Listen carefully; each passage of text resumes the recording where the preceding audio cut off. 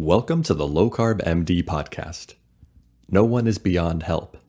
No one is beyond hope. As we have always said, we are bringing you medical information and cutting-edge science, but none of this is medical advice. Please seek out input from your own doctor.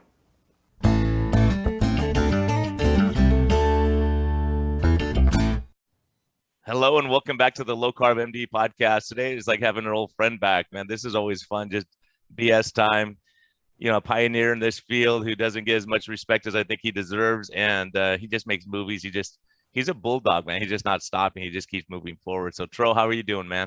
I'm doing good, man. You know I'm excited when Vinnie comes in. You know I get like, first of all, I hide my wife. That's the first thing I do. I hide her, okay? And I don't want her seeing that Vinnie's around again, you know? And but I'm excited. I have already gone and pre-ordered his new upcoming movie documentary. The first two were amazing. If you have not seen them, Fat, go watch it. We screened it here in New York, part of it, and the first documentary, second documentary, and now the third one, which is Beyond Impossible on iTunes. I've already pre-ordered it, and I got to be honest with you. When you look at my iTunes account, it's all my kids' movies, right? And then it's Vinnie Tortorich movies. That's the one. That's the ones I get. So listen, Vinnie, if you don't know him, he's an author, cancer survivor, podcast host. If you've been living under a rock, this guy's the real deal. He's been preaching lifestyle for over 40 years. Vinnie, always a pleasure, man. Thank you guys for having me on. It's always a pleasure. And how is Rosette? Yeah, I'm always interested in her well-being. Is she okay? Yeah, I had to hide her because, you know, every time Vinnie comes, you know, she's a fan. You know, she's a fan. And, you know, so we I don't even want to let her know that you're here. Well, I got to tell you, everyone loved the podcast that the two of you did for me. We put it up like a week, maybe 2 weeks ago. It came out, and everyone loves you, Tro. And then we added Rosette to it. And it was almost people like seeing that behind the scenes thing, and that's what you offer. And Rosette was there talking, and everyone was loving it. So I can't thank you guys enough for being on my show. And I think you've been on my show probably as many times as any doctor. 3? Yeah, I thought it was more than that. Yeah. And also, Brian, you've been on at least 3 times, right? Twice, 3 times? Well, I'm a doctor too, Vinny. You know that, right? Yeah, I do. I think we might have done 3, but I think we had you on ours, and yeah, I'll have to get you on my other podcast, man. Yeah, this is fun, man. Well, I'm hoping that you will get me on your other podcast after you watch the movie. Folks, just so you know, I sent these 2 goofballs an advanced copy of my movie. Somehow it got lost in the mix. I pre-ordered it before you even talked about coming on. The minute that came on, I went to iTunes, I pre-ordered it. And I appreciate you pre-ordering because that helps push it up to the top of iTunes. I know we've been hovering between number 1 and number 4 for the past couple of weeks. The idea is when it's at number 1, that's when everyone else sees it outside of low carb community, outside of my community and everything else. This is when the world sees it and goes, oh, wait, this is a number 1 trending documentary that's coming out. Now we must buy it because, you know, you guys, I appreciate all of my fans and your fans and the fans of low carb watching it, but it's the other people that we have to get. You know, someone said to me a week or so ago, you know, who did you do this for? You know, why did you do this? Who's it? Is it to try to get vegans to come over? It's like, no, I'm not trying to change one vegan's mind. That's not this. And as a matter of fact, all I'm going to do with this is make vegans more angry. When you see it, you'll get why. You know, because it really, it just throws a big pile of water on their fire of, hey, we're doing the right thing. And, you know, we're fighting global warming and we're doing all this stuff. No, you're not doing that with Impossible Meat and Beyond Burgers and all that kind of stuff. You're just not. I'm doing this movie for people who are on the fence, or people, the guy that might show up at Burger King, which was already a bad idea. right? Now you're going to make a doubly bad idea by taking the only thing that may have been healthy in the burger and turning that into a pile of chemical crap also. So that's what we were trying to do here. And hopefully, hopefully we've succeeded. I wish you guys had seen it, because everyone, Dr. Drew interviewed me yesterday, Carola interviewed me a couple of days ago. They were telling me off the air, oh my God, this is your best work. This is the best one of the three. And we know how the first one was received. So if this is going to actually be better than that, then wow. Can I talk? Now I got a date night with my wife, man. We're going to watch it. Vinnie, I'm going to send it to you guys again right after this podcast, because you have to see it. Yeah, I got it on iTunes, but now I get a free sneak peek. So that I'm excited about.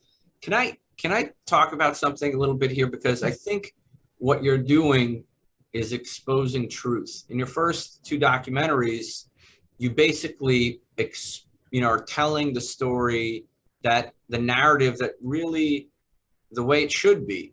Like, we got into this mess, okay, in the 50s, 60s, and 70s by following bad public health and bad science, and they may have had good intentions. We're going to prevent heart attacks, right? They probably were thinking that they're going to do things. And you know what? We don't have all the data right now. They probably said at the time, but we're going to tell people to do low fat and control their calories.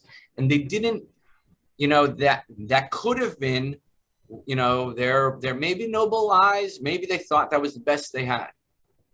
But then there's this whole other side of the story that's never been told. You went into the public health, and it's, the food industry.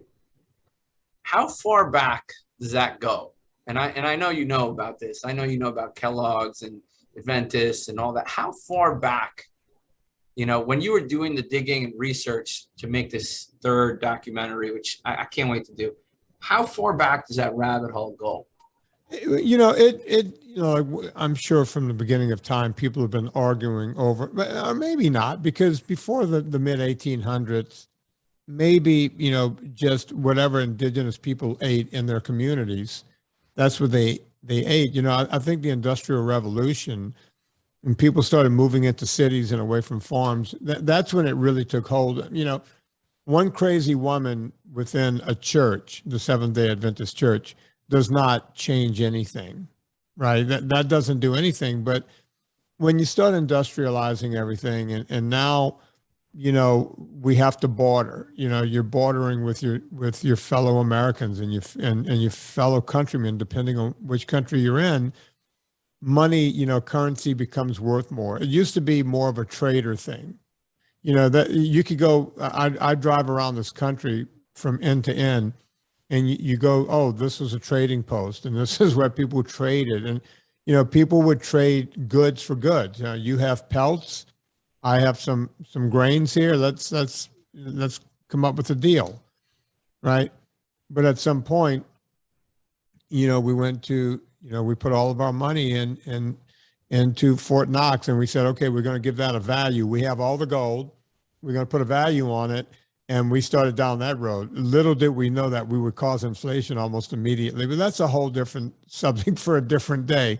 So money gets devalued. Basically, we move away from currency. The big industry comes in, right? We move away from trading and we go to currency. Yeah, and then So what happens? What happens next? How do they gain such a strong goal? Like, the message now that everybody hears is what you're going to tell them: plant-based, plant-based, plant-based, in all sorts of medicine. But right. It was a slow evolution, right? You had the church, you had Kellogg's Kellogg's made that first, Dietetics Association. I mean, they've been in bed since day one. Right, but back in the 30s, right? Right. But in my mind, that doesn't take hold without a major event, right? Kellogg's can say, hey, we don't believe anyone should masturbate and all this stuff. And meat makes men more virile. Therefore, they shouldn't eat meat because it makes them more like an animal. They want to masturbate. They want to have sex. And so let's remove meat. Well, when you have the Seventh-day Adventist, and Kellogg was part of that, and CW Post, and all these people were part of that whole thing, then your problem becomes very, very tiny. It doesn't take hold, right? They're not doing anything. They're just talking within their community. No one cares. But we have the Great Depression. And now this is conjecture on my part, but I've always believed that this is because you have to see big turning points when things start to change. I was talking about currency earlier. So you look at the Great Depression, and if you remember back in 2008 when companies were failing and the government was pulling out Chevy and all these different companies, and we were pulling out these banks and all this stuff, the first thing they said was the reason we had to pull them out was what? They were too big to fail. Yep. Right? We, as a government, we have to give them money. They are too big to fail. If they fail, we all fail at a greater rate. Okay, well, what did we have going on during the beginning of the Great Depression? Well, we have industrialized farming starting because people are in cities now, and people are counting on these farms to take care of them, right? The farmers are now bartering with money. Well, guess what? Great Depression comes around, no one has money. What does the government say? We got to subsidize grains because why? Too big to fail. Yep. So Yeah. the government go hungry. Any good leader knows if the masses are hungry, right? If they're saying let them eat cake, right? What happened to the person who said let them eat cake? got beheaded. Yeah. So, you know, that's the way it works. We had to bail these farms out. So now the government is in the farming business, like it or not. And they start seeing that, you know, as they're in this and they're subsidizing this and we're making grains really cheap and all this kind of stuff, we start learning that, oh, wait, we can trade some of this stuff worldwide. There's other countries that need this, right? So now you have international trade. You're putting the stuff on ships and you're shipping it around. Now the government, you know, if you look at it, when I was in college, I'm going to give an example of how this worked. When I was in college, Taco Bell was like 2 tacos for 99 cents, right? And if you go to Taco Bell today, 2 tacos you can probably get for 69 cents. Okay, so when I was in college, a car cost about $3,500, yet the average car now costs well over $20,000. Everything else has gone up in price except Taco Bell and McDonald's and all of these companies that are just selling grains on top of grains. Why? Because it's still being subsidized by the government to the point where the government will pay farmers not to grow this stuff in certain years to cause a supply and demand. Hey, farmer, don't grow that. I will still subsidize you to not grow this year. We need to create, you know, a vacuum and then fill the vacuum. All of this stuff goes on behind our backs, but we don't see it, right? All we see is these great commercials of, oh, it's the heartland, and look at all this heart healthy grain, and look at all of this stuff. And it's still being subsidized by the government. So we have government involvement.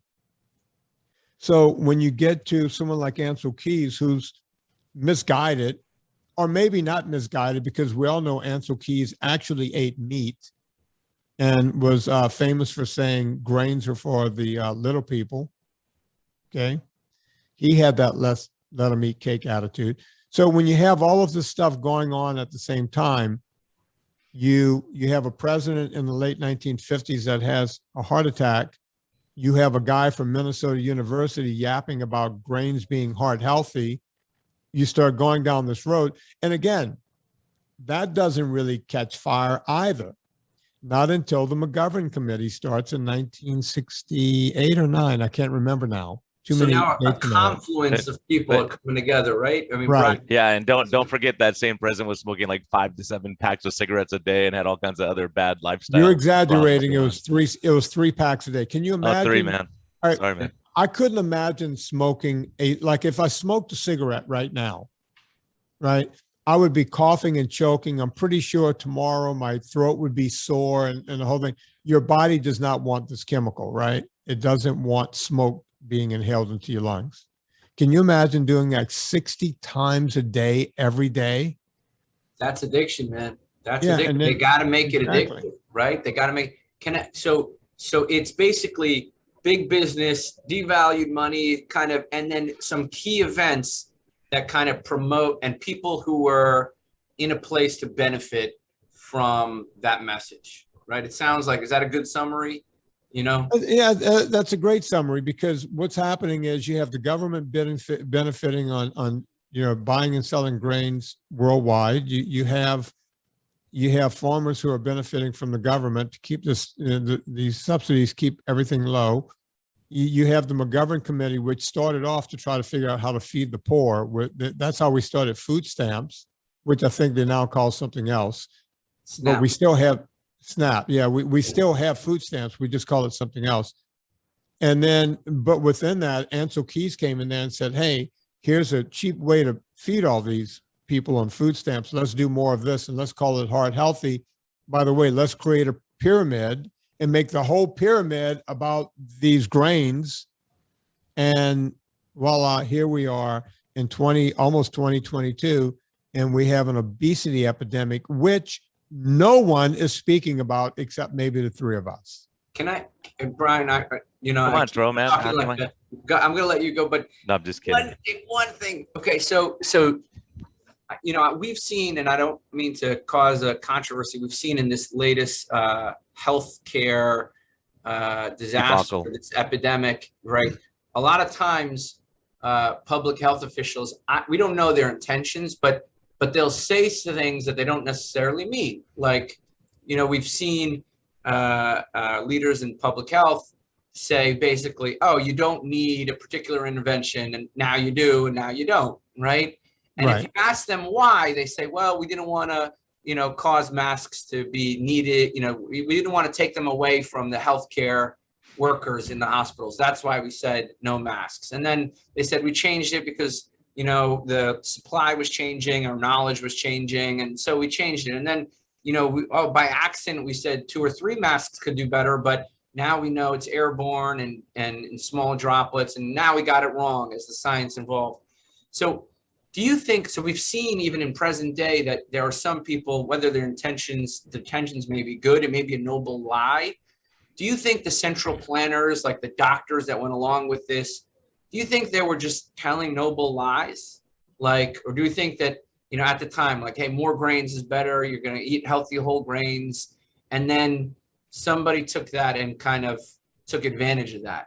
Or do you think that they kind of knew all along this is probably not going to help many people? What do you think?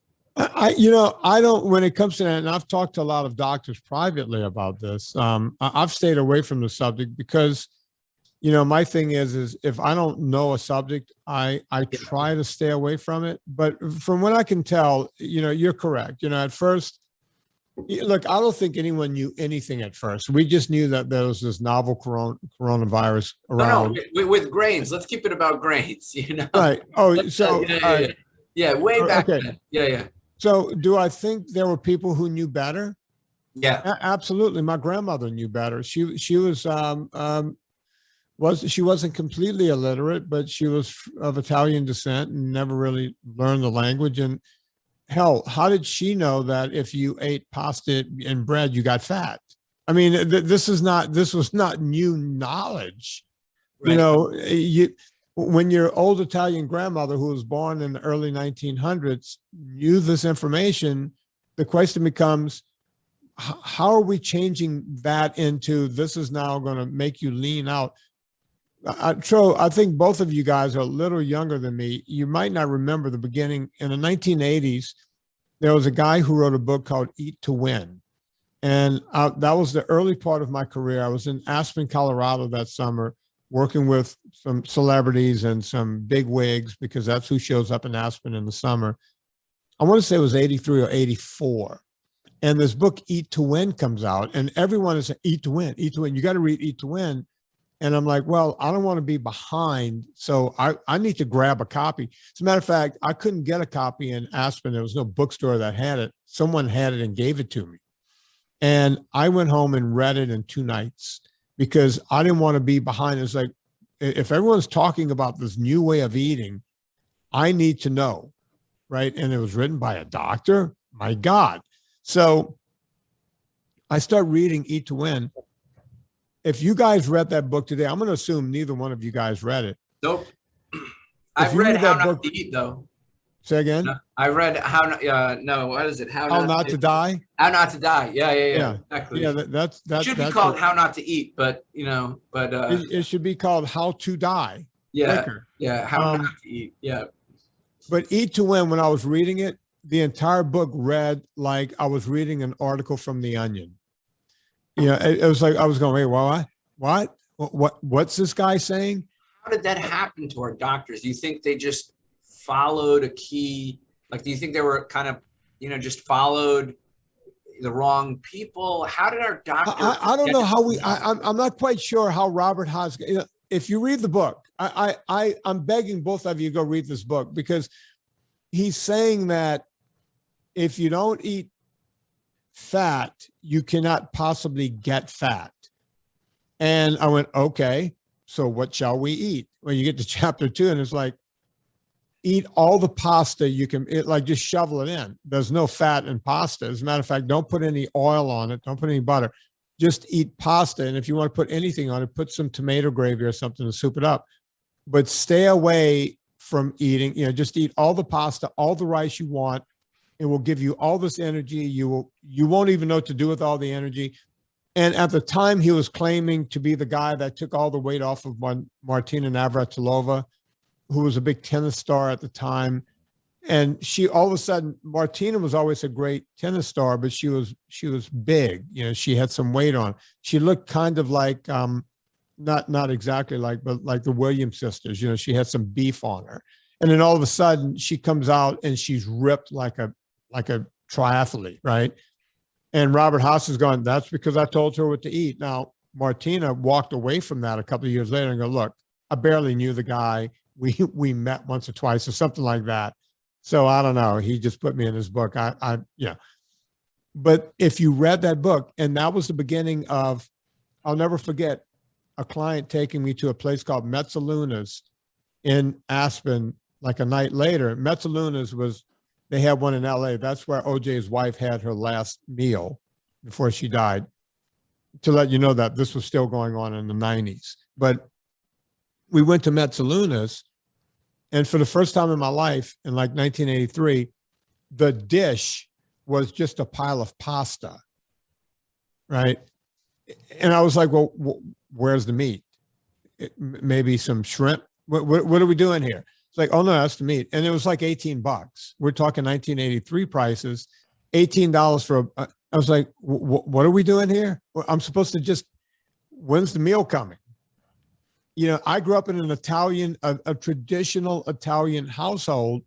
You had meat, and then you had a potato on the side, or you had a little pasta or a little rice on the side or something, It's a side dish. It's a side dish. It's not right. It was it was something on the side to fill it out, right? And I'll never forget, we used to eat like this beef stew, and my grandmother would have freshly made bread. You would just kind of sop it up, get the stew on that.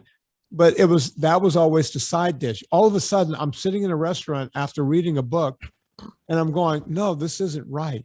There's something wrong here. I didn't buy into it, but there was something wrong, and it was wrong all of a sudden, right? It just came out of nowhere.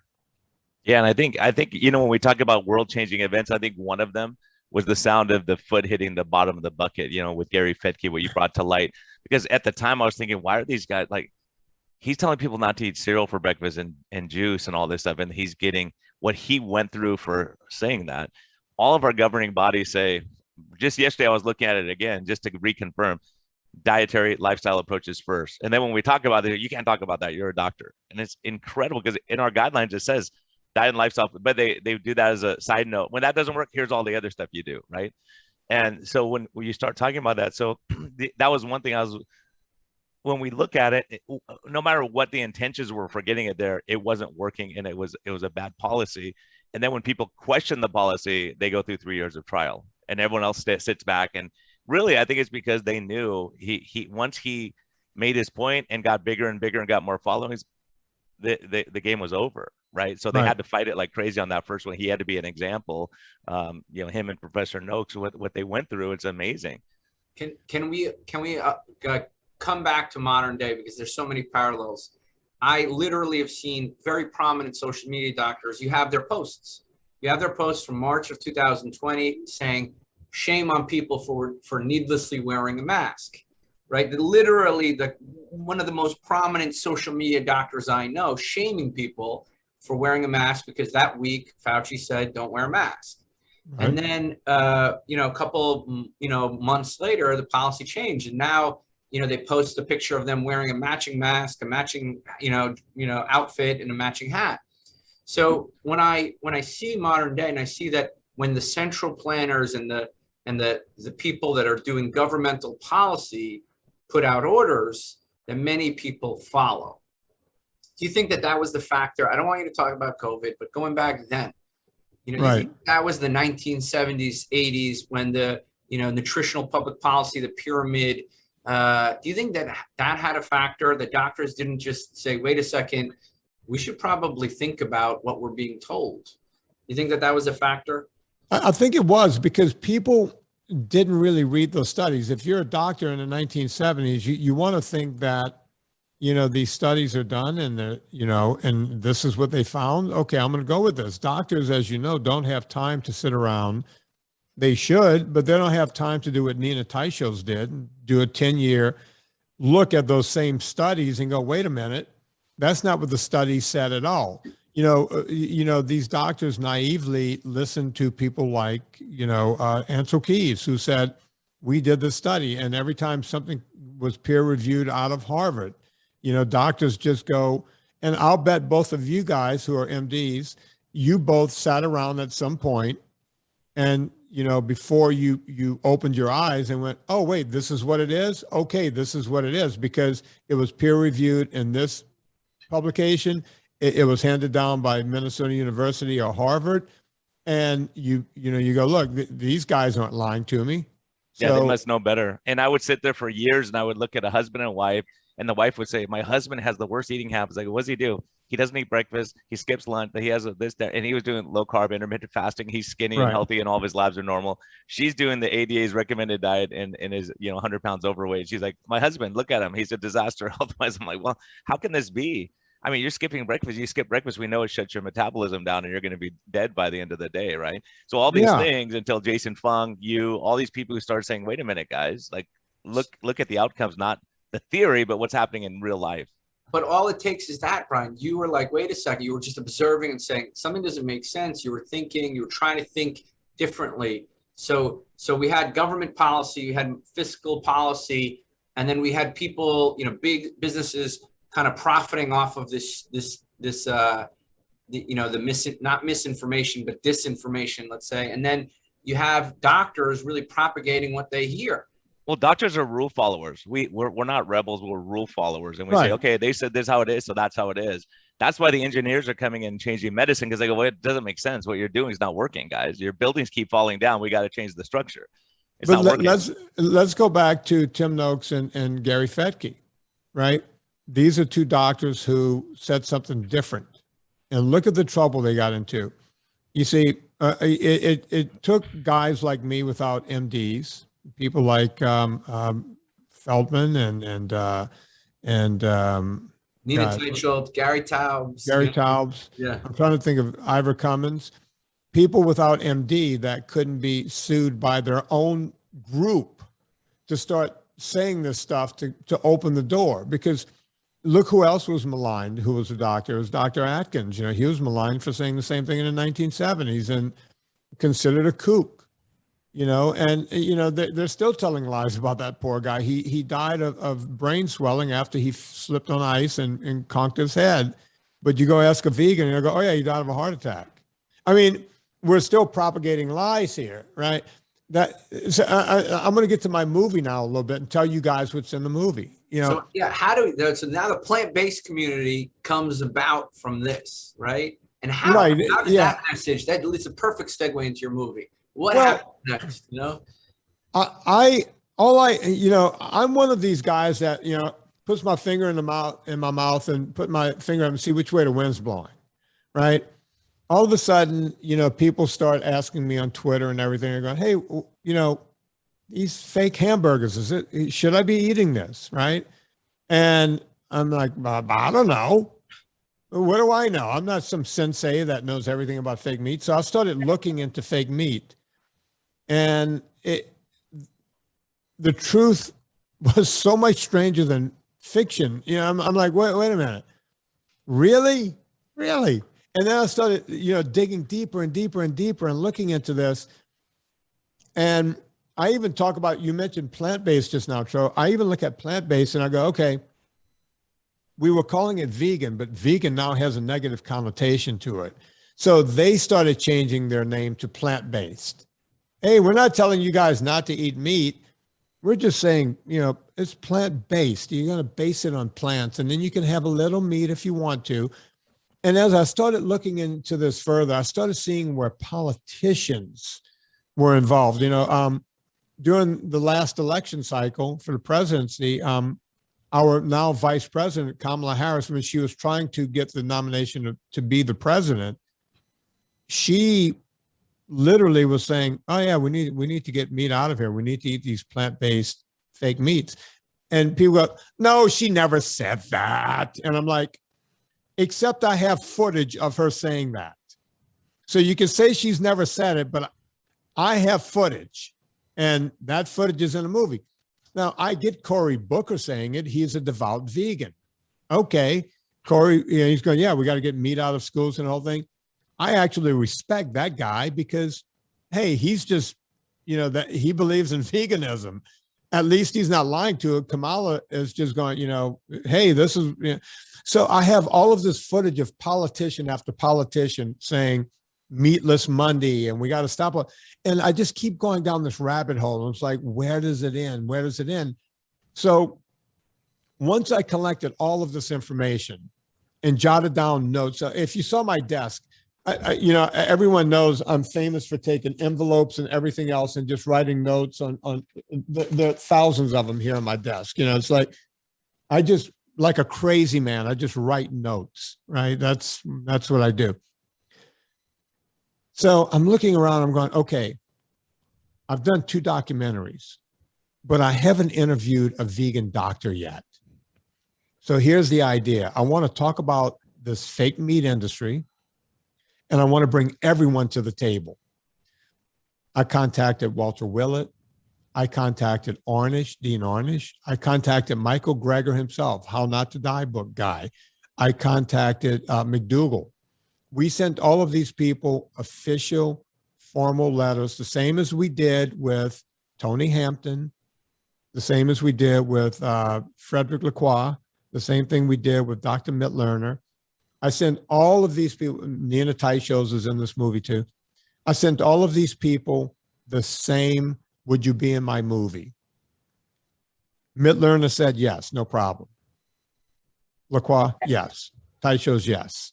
Hampton, yes. Everyone's saying yes. The vegans, every one of them turned me down, except McDougall. McDougall said he would do it, but he's not signing a release to do it, which means you're not doing it. And I literally on screen, that's why I wanted you guys to see this movie ahead of time. I say, listen, look, guys, I wanted to bring everyone to the table here. But here are the letters I sent out to everyone. Here are the letters I got back from the vegan doctors. I actually put their letters on screen, and Serena does the voiceover and reads every line of their letter. I want everyone to know I was not trying to do some weird propaganda film. I was trying to bring everyone to the table to get their truth. Yet I couldn't get one top vegan doctor to show up, not one. And one reason was dumber than the next. I think, let's see, Gregor said that my audience wasn't big enough. And we said, well, he goes, I only interview with people with certain criteria. Do you have this many Twitter followers? How many people? We sent him everything. We exceeded every one of his requests as to how big you had to be, not by double or triple, but sometimes 10 times as much. And then he wrote back and said, sorry, can't do it because I'm busy that day. Really? Because we didn't give you a date. We just asked you to be in the movie. You're busy that day? Hey, we got Joel Kahn coming on next week. That's pretty interesting. That'll be fun. That'll be a good interview. We'll see what happens. I don't know if we asked Joel or not, because Joel is always acting like a jerk to me on Twitter. So I was like, you know what? I don't need that jerk in my movie. I don't need a guy that, for whatever reason, goes right into ad hominem when I ask a question. You know, well, you're not a doctor. Okay. I'm not a doctor, but my like Nina opinion doesn't Teicholz count. had the same thing. I've seen doctors just rag on her and say, and you know, I think part of it really is like, if you like right now, you can't, as a doctor, you can't question certain things. If you're not a doctor, you could question and say all kinds of crazy stuff, and you don't have to worry about losing your license. So yeah, there's a lot of pressure too, and there's a lot of bias. But you know, the same. I think, you know, someone like you who's done training, you've done nutrition, you've seen the results in patients. I think it's one of those things. Like with me, if I didn't see results, I wouldn't be pushing this boat down the road, right? I wouldn't be. Fortunately, you go, look, it's not working. Okay, switch to something else. I have an open mind, right? So I think it's one of those things where you have to see what works and what doesn't work. You know, like as a matter of fact, it's funny. One of my staff members was telling me, "Oh, I watched this. What was it? Game Changer movie, and what do you think?" And I was like, "Okay, look here." So I gave her a list of what's in the vegan hamburgers and dog food, and it's like, which one do you want to eat? We'll pick one, right? Well, what kind of show are you running over there, man? Yeah, go ahead. Sorry. So yeah, so anyways, you know, so you look at it, it's like, holy cow, when you see the ingredient list, you go, wow, that is crazy. Yeah, I did the comparison with Dr. Drew yesterday. It's like put an Oreo cookie next to Beyond Burgers, and the Oreo cookie looks a bit healthier. And I wasn't being funny. They're both plant-based too, and Doritos they're are both vegan. They're both vegan. Speaking of game changers, I did not leave them alone in this movie. I did a whole thing on Game Changers because that movie lied more than any other movie. I've never seen Game Changers, by the way. I've only seen clips of Game Changers. There's no way I'm going to sit through that whole pile of mess, right? I watched it. Yeah, I watched it. Okay, well, you'll love this, Tro. Yeah. In the movie, I basically, you know, they were going, hey, the strongest man in the world is a vegan. Right. And I think he's one of your guys. I think he's Armo. He might be Armo. Right? He is. Yeah, he is. Yes, he is. You're right. Yeah. He's like half Armenian. The guy from Germany or wherever. Yeah, I can't think of his name right now. Something with a he's not really the strongest man, by the way. Yeah, he didn't do any of the big competitions. And yeah. Right, so that's the deal. It's like I went, wait, strongest man. I'm a nerd. I've been following these competitions my entire life. When I was a kid, I would watch them on Wide World of Sports. First off, there's like one guy from England who's even in the competition. Everyone else is from like Reykjavik or Norway, Oslo, Norway, or some Nordic country. I don't know why, but they're huge. They're strong. The strongest men in the world come from those countries, not this guy, right? And I look at this guy and I go, okay, they're saying he's the strongest man in the world, but at what? I can't figure out what he's the strongest, because I know of these competitions. As it turns out, he's never been invited to the strongman competition. He's never made the cut. So now I'm really looking to see how he became the strongest man in the world. He was actually the strongest vegan at a vegan rally one weekend. He won some weird competition. And as a matter of fact, I looked at some of his lifts. Most high school seniors who are into weightlifting are stronger than this dude. So that's who James Cameron gets as the strongest man in the world in his movie. There was a girl who they said is an Olympic track star. Okay, you make it to the Olympics. I can't make it to the Olympics. I'm not good enough. Can you guys make it to the Olympics? Not good enough. But to call her one of the champions is a bit rich, because not only was she not the gold medal winner, she wasn't the silver medal winner. She wasn't even on the podium. She finished 24th. You know, Yeah, there's a You lot of got, that, and you look at the injuries. A lot of these people, they were injured. They're out of sports, and yeah, a they're lot of out of them sports already. later said, "Hey, no, I eat meat all the time," and it was what I don't know if they got paid to do. I don't know. I don't know how that all worked. If they got paid or whether they just volunteered their time, like most of the people do. But it's one of those. It's just questionable for sure. Can Well, we Schwarzenegger's in the movie. can we Go talk ahead. about the interest behind it, right? The interest.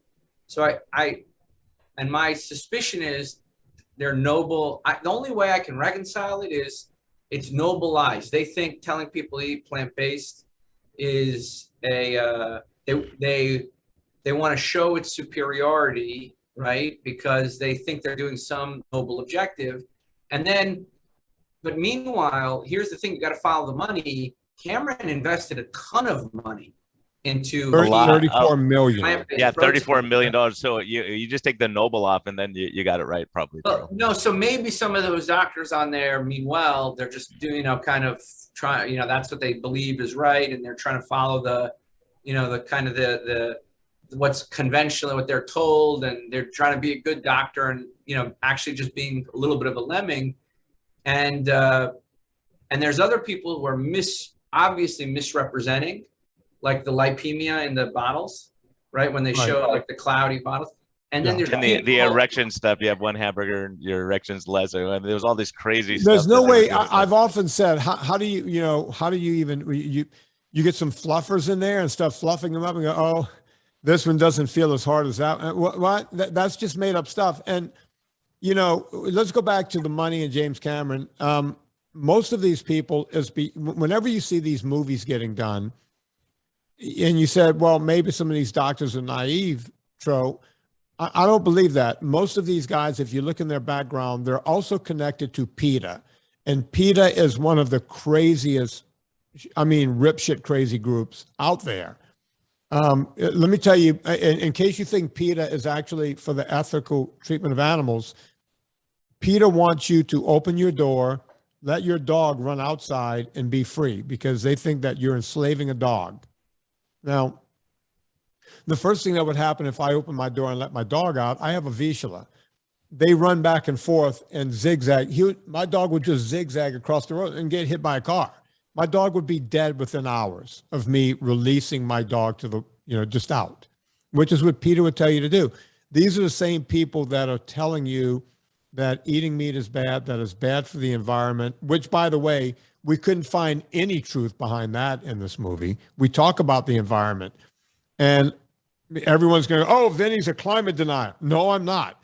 We do have global warming. That's happening. What I'm saying is it ain't happening because of cattle at all. Do you think it has anything to do with so this is maybe the petroleum industry even probably loves the idea of getting people to think that, eating meat is fossil fuel. It takes the onus off of every group, including the group making fake meat, because most of this shit is produced in China. We show that in the movie. Now, to get it from China to the United States, you have to put it on some kind of conveyance, a plane, a boat. Somehow diesel fuel or Jet A fuel has got to get that product here. No, even before that, you got to use diesel fuel and all that to use all the machines to cultivate in your frame to make it. You have to kill all the little animals so that they don't eat your crops. And so there's so much that people don't realize, when they say this is murder-free food. Well, it's not. If you look at the little field mice that are like plowed over every day and all the chemicals that are killing them first, and then it comes to market. But a lot of petroleum-based products used. But that's Brian, I'm glad you brought that up because that is not left out of this movie. I actually show farmers picking frogs out of their combines. It's in your wheat. They're pulling it out of the wheat. Dead frogs. You see rabbits and skunks and everything being chewed up by the combine. You're talking about the foot drop moment in my first movie when the foot's being chopped off. I have 7 of those in this movie. Do you realize that some of these big farms, not some of them, most of them, hire snipers that go out at night and kill thousands and thousands of pounds of meat every night? Deer, wild hogs, you name it. They just kill them in cold blood and just drag them aside because they can't have these animals eating their crops. See, the vegans don't see that. The one, the bleeding hearts don't see this bullshit. They need to see it. That's why I put it in this movie. It's like, look, here's what really goes on. Here's a farmer. His name is John. That was really his name, Farmer John. And he has a soybean field. We have infrared light showing, just animal after animal dying every night. It's done. And they go, well, the vegans, we actually have videos in a movie of vegans going, well, we don't kill animals intentionally. Every now and then, there's an accident, one gets caught in a combine. No, they kill thousands. First off, when you crack land, you're killing thousands of animals and organisms. So you crack land, that's a problem. And then when you go to harvest that land, you're killing everything. Everything that's in your way, you are killing. And it's all in the movie. It's a bloodbath. Just be warned. As a matter of fact, I want you guys to see this movie, as soon as this is over with. You'll be talking about it in your next podcast. Dr. Drew could not stop talking about it yesterday. He was like, I have my emails open. I keep checking it every couple of minutes. Still not here. I can't do it right now because I'm not just messing with you. No, I mean, even the trailer, it's like just watching the trailer. I was after I saw the link to the trailer when it came up, and the minute the pre-order came up, I was there buying, I pre-ordered it on iTunes. I posted it. I can't wait to watch it, man. When does it actually drop? It drops on January 11th worldwide. When is this podcast coming out? Monday? Yeah, it should be on next week if that works, or we could delay it a week. No, don't delay it. I want it to come out because we need to get everyone to pre-order it to keep it at the top of iTunes. Right now, the only place to get it is on Apple iTunes. That's where you got it, Tro. And it matters. People go, oh, Vin, you need money that badly? No, I don't. I never see that money, right? That never comes to me. That money pays back Gravitas, which spends tens and tens of thousands, maybe hundreds of thousands of dollars putting this movie out, right? I then give my movie over to someone else and they put it, they advertise it, they do everything else. But the way the world works now is we have to stay at number one so that other people can find it. So folks, please don't wait for it to come out. Do what Tro did and go out and pre-order this movie. Once it's at number one, it can be released at number one. That's when, people like Amazon Prime goes, oh, wait, we need to get in the game. Oh, wait, and then Vimeo comes in and Hulu and everyone else comes in. But we have to get it to number one somewhere first. And that's why we do it this way. Yeah, I think people don't understand, like, it takes a lot of, it's hard to get this message out. Nobody, like, I'm sure people have come after you. People don't understand. They've come after me. They've come after Brian. When you start talking to people like, hey, diabetes is reversible. Hey, everything you're told is not exactly the truth. And maybe there's some people bending the truth. And when you say that message, it's like, you get a lot of enemies. You're talking about sniper rifles. I'd imagine there's a ton on our backs, very, very, all the time. The crosshairs on our backs all the time.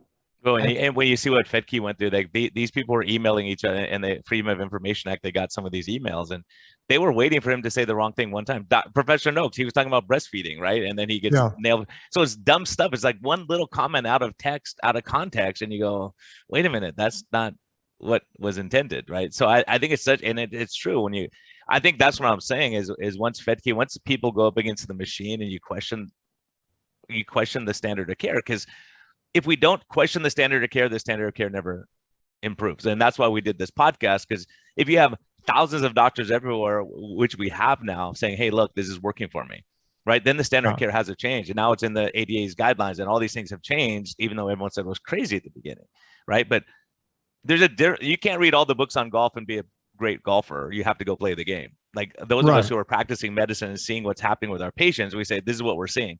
So when we said, hey, it seems like our patients are less stressed, as a matter of fact, even what you guys were talking about with masturbation with Kellogg's, really what we're seeing is Tro was the first one to say, hey, my guys are saying they're watching less pornography, the sexual problems, and alcohol and all these problems that they're doing, they're getting better. Isn't that weird? Why do you think that is? We don't know why, but we're seeing it too. I'm seeing the same thing. That's weird, right? And then you start realizing decreasing inflammation in the brain, cutting down processed foods, eating healthy, exercising, getting enough sleep. All these things play a role in addiction and all these other things that we're treating with drugs. Well, if you look since then, I mean, since then where we just said, hey, wait a second, why are people telling me, they used to have problems gambling and they're not gambling anymore? Why are they telling me they used to drink and they don't have a taste for it anymore? At first I was like, these people are just trying to get healthy and there's something, there's some other fact. And now we have huge studies from the NIH literally showing, no, it's actually the ketogenic diet has a very particular way of decreasing desire for alcohol, decreasing the needs of withdrawal medications. I mean, this is an NIH study. So what we saw, and we just talked about, in on this podcast even, several different people who were brave enough to come talk about what they observe, right? Now we have trials showing literally some of those findings.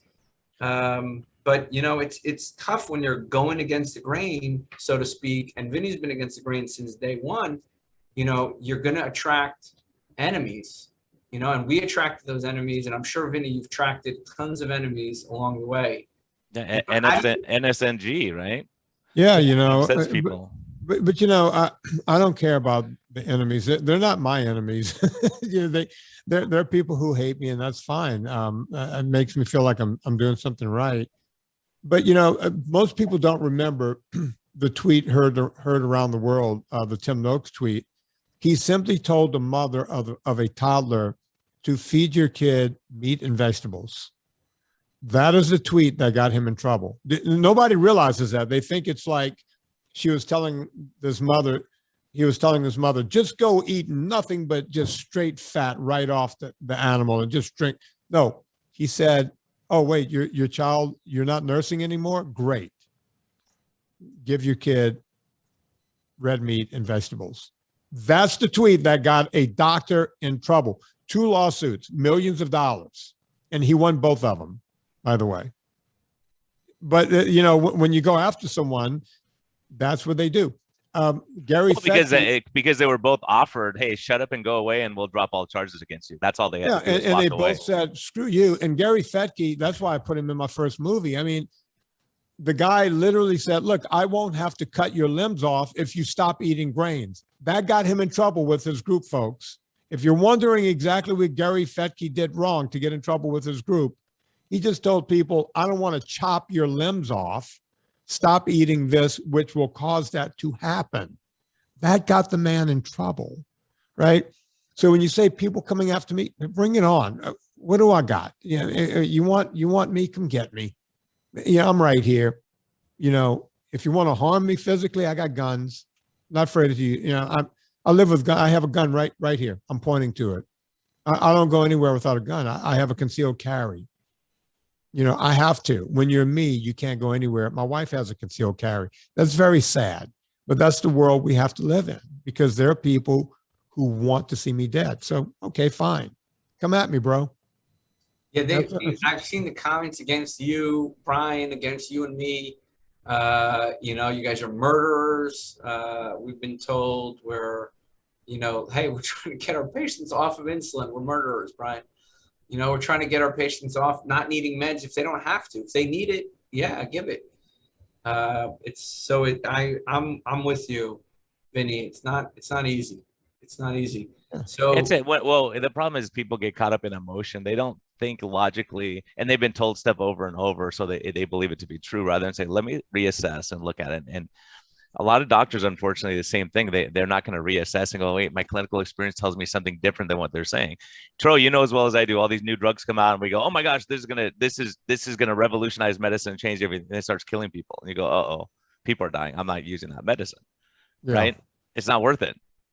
Yeah. Save your toenail fungus or whatever it is. Right? The common belief, the common kind of smart doctor belief is, we know the FDA requires trials, but if a new drug comes out, we kind of see what the post-marketing data shows because, you see these observations, we have data. We know that from Vioxx. We know that from thalidomide. We know that from, a lot of different things where, and sometimes it flip-flops. Chantix. Chantix. I mean, the list goes on and on. There's so many drugs that were causing trouble. Look at like hormones. First, people were giving hormones and, hey, wait a second, there's more clots and some strokes. And then they reevaluated it and said, maybe, we even got that anti-hormone approach a little bit wrong. So things go back and forth. And most good doctors I've ever talked to will sit and wait and they'll watch. But I don't know, it's a different world we're living in. Now what I want to do is sit, wait, and watch Beyond Impossible. That's what I want to watch it too, man. Yeah. I can't wait for you guys to get it. By the way, my favorite of all those drugs is one called, I just looked it up, Skyrizi. Have you guys ever seen that ad? The Skyrizi ad? They sing, the song in it is Nothing is Everything, right? And, it's to get rid of like, what's that, those blotches people get on their elbows? Psoriasis. Oh, yeah, that's right. Psoriasis. It's like, for psoriasis. Right. So you take Skyrizi and you get rid of you watch these. I see them when I was watching football last night. Nothing is everything. And I'm listening. I'm like, and then they come with all the things. Death is one of the side effects. It's like, this may cause death. Really? I'll take cover my body in psoriasis. I'll take that over death. If that's one of the possibilities from taking this crap.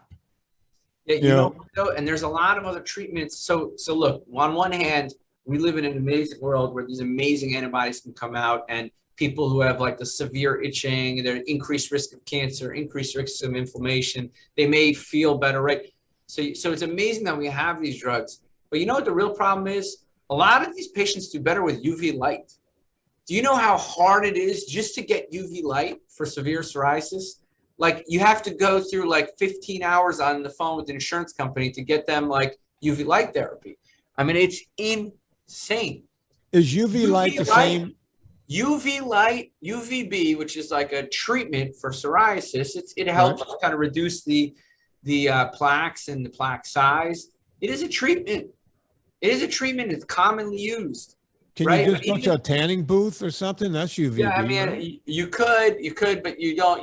Look, bottom line is these simple little things that are there. You can get drugs like that, right? You can get drugs like that pretty easy. But something like UV light, where nobody really makes money, right? There's nobody on a getting a prescription plan. You sell one little device and that's it, or a treatment. You give a patient a light box, but that's the problem in medicine. The pharmaceutical companies are running the trials and running the show. And, same thing in food, right? And I'm sure you talked about this, or I know we've talked about it. To get the Beyond Meat approved, they actually had to expedite approval of lenticlovin, which is that main ingredient in fake meat. They never even submitted it to approval. The product is out there on the markets. They made a molecule.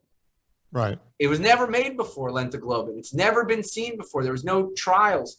And then they lobbied the FDA and they said, oh yeah, we're going to say lenticlovin is generally regarded as safe.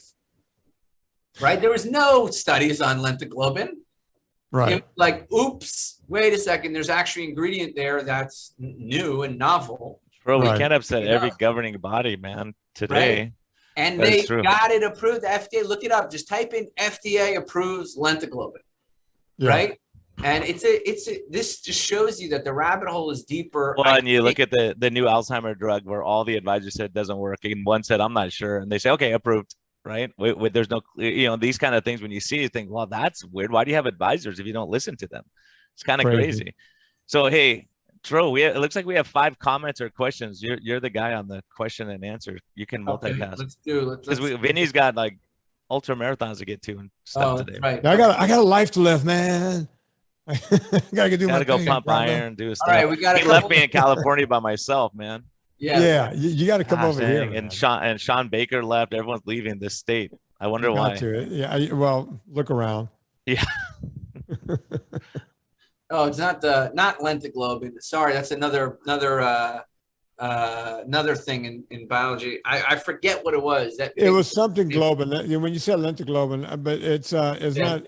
they use something called heme in there also. Yeah, or which the is maybe a I fake. got it wrong. Lenticglobin, I mixed it up. It's the there was another, I don't know what the name of the whatever gives it that red pigment. I forget the name. Yeah, they call it heme. We call it heme in the film. Yeah, exactly, whatever that was. Lenticglobin is not the name. That's another drug. Sorry, guys, I mixed up the words. But all right, let's get to the questions. First thing, can you get it on? We got Android users. Can they get it on something other than iTunes?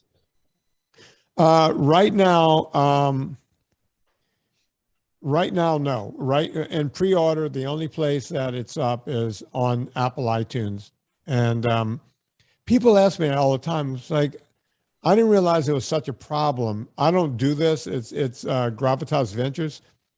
People go, I just don't use Apple. I was like, I think you can still get it. People get it, and they Yeah, don't you have still an can Apple get it from your computer. PC desktop and everything. Yeah. Right. Doesn't have to So be an Apple you can computer. get it. But once it comes out on the 11th, it'll be everywhere. It'll be on 67 or 68 VODs around the world. VOD means video on demand. But yeah, it's just if you can, stomach to go to Apple one time just for this, I would appreciate it. But people I don't know what the deal is with that. People go, oh, Apple. I don't do Apple. Oh, okay. No, I think it's just like I got an Android. What do I do? I think you can. Yeah, I think you can go figure, because everyone's been figuring it out. Got it. Yeah, you'll find it. Okay, and then we got a comment here. You probably like this one. So we got Bob here, longtime Patreon supporter. Bob says, the whiter the bread, the quicker you're dead. That's what his grandmother said. Yeah, grandma and grandpa knew better. Yeah. Yeah. His grandparents were just like mine. They knew something. Like I said, mostly illiterate, from another country, spoke a different language, and they knew this. They knew this stuff, and then all of a sudden we became dumb. We didn't know it anymore, right? Yeah, we got another one, and people saying, Robin says, I gotta come from a ranch family, and those wild hogs are so destructive, and they just, they reproduce, so they are a big deal, and they're definitely a big deal. You mentioned it during the farming, kind of farming. Yeah, I've talked to farmers about that. It's a disaster what they can do to your crops. It really is. In no time, they can run through like the locusts. They could just run through and kill a crop. So yeah, they have to go and shoot these animals. I feel bad. These are poor, defenseless animals who are dying so that you can have tofurkey. That's a fact. Okay, I got the name. It's not lenticglobin. It's legoglobin or leg hemoglobin. Yeah. That's it. So not. That's why we call it heme in the movie. Yeah, legoglobin or heme. Leptoglobin, and that's pretty close, Tro. I'll give you credit for that. The lenticglobin was actually lenticglobin was a product that they were, looking into to try to cure sickle cell. But anyway, legoglobin is the name of that special kind of chemical they put in this fake meat, and called heme. Yeah, the nickname is heme, and they just pushed it through the FDA. They pushed it through. Anyway, Vinnie, thank you so much for coming on. Guys, the movie is called, Beyond Impossible. I got it on iTunes. Go get it on iTunes. Brian, you and me can sit down and watch it. We could have a date. Yeah, we'll do it. We'll do a Zoom and we'll discuss it. We'll critique Vinnie. Hey, Yeah, Tro, I hopefully- was thinking if Vinnie gets enough followers one day, we could probably do one of his movies. We have to wait once he hits our criteria. Yeah. I would appreciate that, guys. I don't see you on Twitter very often. Are you working too hard, or are we all blocking? Are they just blocking us? Are you really supporting not each seeing other? me on Twitter? Because I still go on twice a day and answer every question. I'm being shadow banned.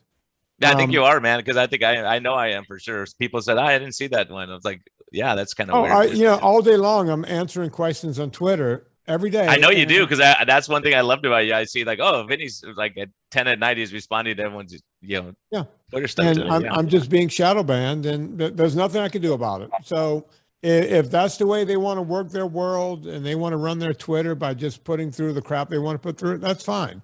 They took away my Wikipedia page, saying that they couldn't figure out that I had done any of the stuff I did. They said there's no proof that he's ever done Fata Documentary or Fata Documentary 2. There's no proof that he wrote the book with his name on the cover. There's no proof that he's married to Serena Scott Thomas. There's no proof of any of this. We had to pull down his Twitter. And I'm sure a lot of people have contacted you to ask you about it, right? Yeah. It's like, what do you mean you can't prove anything about me? Everything, you can go and verify every single one of these things.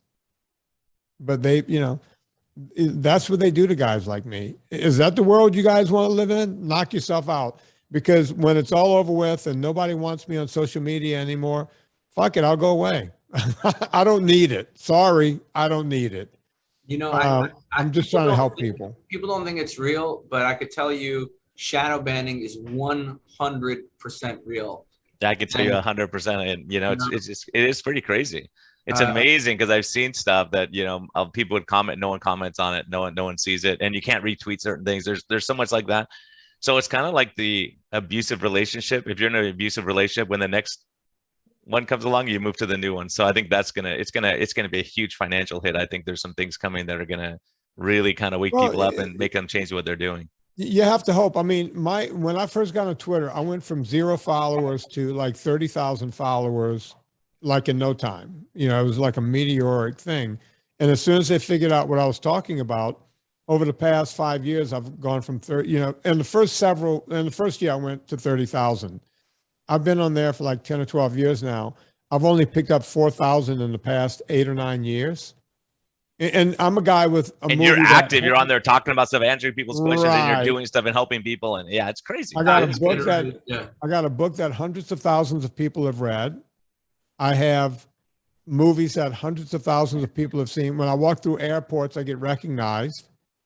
But I'm the guy that only has 34,000 people on Twitter. Instagram was the same way. I went from 0 within 6 months. I went from 0 to like 20,000 followers.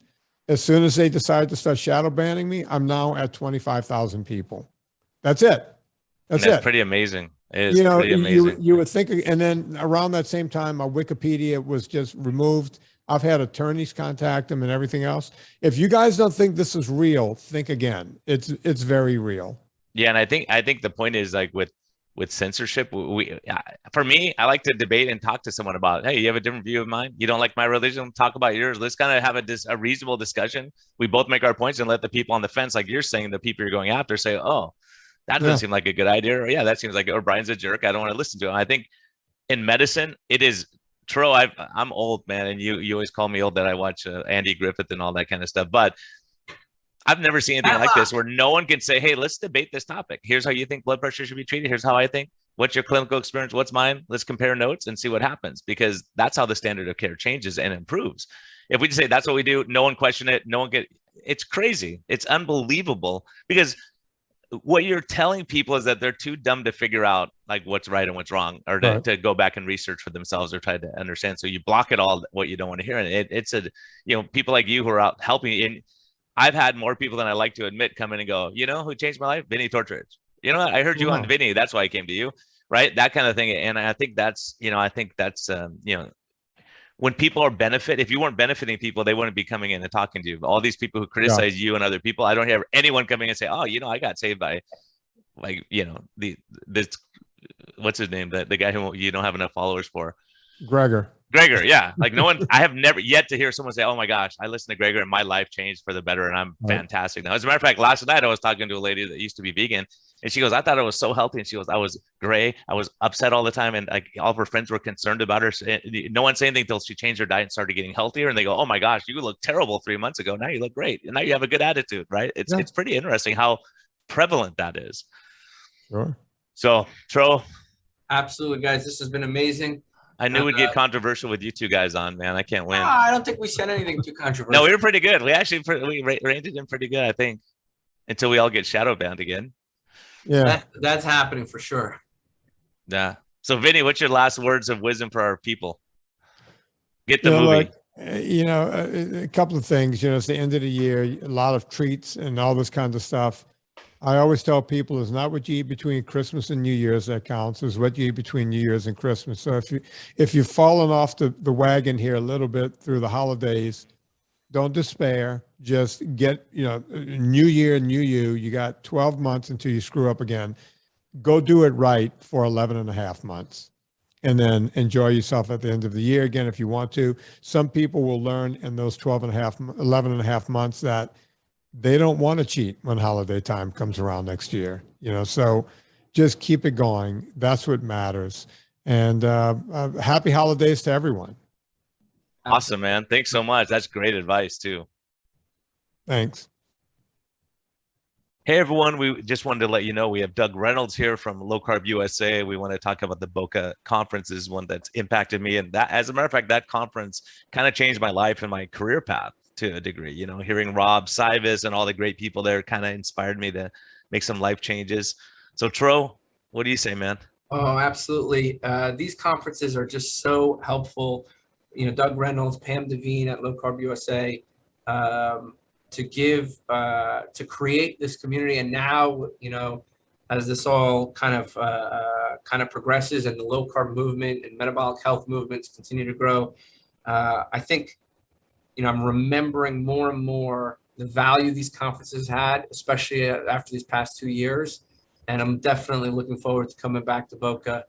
When was it, Brian, we went last time? Was it 2 years ago? 2 years ago. I didn't have a hotel room. I had to crash on Tro's couch, man. I got confirmation this time, man. I think I'm good.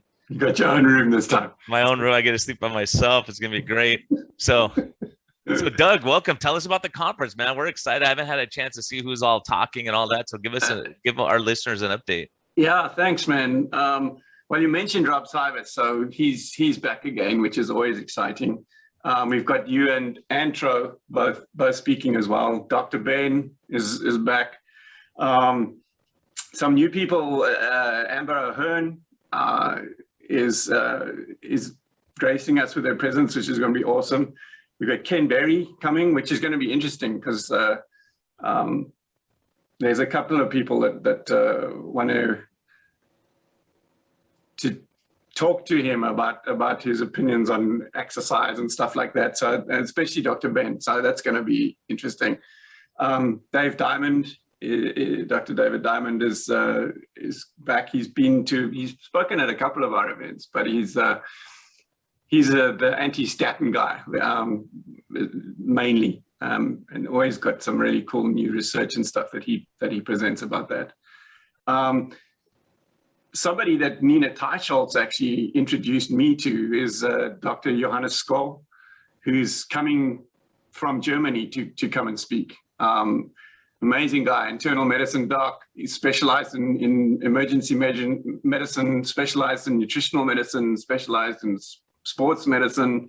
He's qualified as in preventive medicine, which I'm not even sure I've heard of that here in the States. It's something in Europe or definitely obviously in Germany.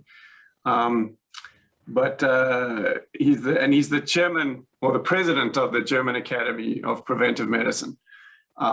So I'm really excited to meet him and see how we can work with him to expand what we're doing more into Germany. We've got contacts and stuff in a bunch of other countries, but not in Germany. So this will be hopefully a cool starting point for that. Siobhan Huggins she's a researcher that works with Dave Feltman on all his LDL stuff that he does. Philip Ovadia is a cardiothoracic surgeon who actually came to one of our Florida events a few years ago and literally got converted there. And he's just written a book like Stay Off My Operating Table, which he's literally busy promoting right now. It's just been published. And so he's actually going to do a talk. Michelle Hearn is an incredible dietitian. She spoke for the first time in San Diego. Really dynamic speaker. Sometimes you get some people that stand up there and their content's great, but sometimes their presentation's not brilliant. she's just so dynamic that like you can't help but listen. Arthur Agustin's back after the San Diego one, which I'm really excited about. He's an icon. And then Joe Niflin's been at many of our events talking about addiction, carb addiction, food addiction. Vivian Lowe, she's very involved in our outreach committee at the SMHP, and talks a lot about ethnic differences that we need to take into account, you know, as you guys, as physicians and stuff, that different ethnicities respond differently to different inputs, right? And it's something that's not really documented, so she talks about that quite a lot. Yeah, that's critically important. Yeah. You know, to be able to reach the communities that need it the most, for sure. Right. Pete Delanoy is talking about gout, which we haven't actually ever had a talk about gout and the benefits of this lifestyle on that. So that's going to be really interesting. And then, since it's only a 3-day event, unlike San Diego, that was like full house for us. But then I was talking with Marco Cazella, and he really wanted to come and do something. So what we've done is we've set up I think on the Sunday at lunch, we're going to do a whole workshop teaching people like that want to now implement it, like practical stuff, especially about deprescribing and stuff like that, because he's been involved in writing papers with Eric Westman and a bunch of other people on that particular subject. So yeah, we kind of bursting at the seams in terms of our lineup for this event, and it's pretty exciting. Yeah, and I'll tell you, if you can make it, it's amazing. I mean, we saw, when I was in San Diego, we saw Arthur Agatston. We saw all these like 4 or 5 of the giants having a discussion between sessions, and you think, wow, this is incredible. Like, to hear their takes on things, and you know, just to be able to engage. A lot of them I got to sit down and talk to and see them as people, and it's pretty amazing stuff. Yeah, it was a privilege to be in the room for that, and it was one of those things that we could not have scripted it better if we tried. It just evolved into this amazing discussion, yeah, but that's the kind of thing that I think that's the best thing that's ever happened at one of our events. But there's similar things like that happening all the time in the expo area, you know, at dinner at night. The dinners, that's one of the things that's different to San Diego, is that everybody gets to come to the dinner at this event. So, and it's all included in the price of the ticket.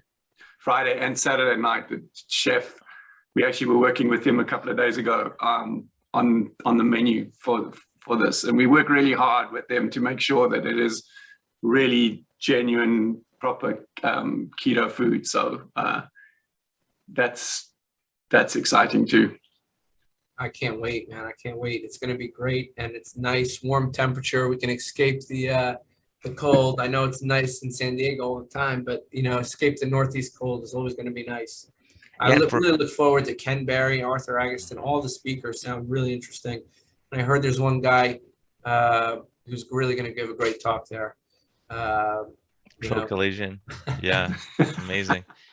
Hey, and also, Doug, this will be available for people who can't make it? Will be available online? It's available. You know, we always did used to have a live stream, but we never really promoted it. And then once we did these 2 virtual events a couple of years ago now, because of COVID, we became fully aware of how valuable it was for people that weren't able to travel.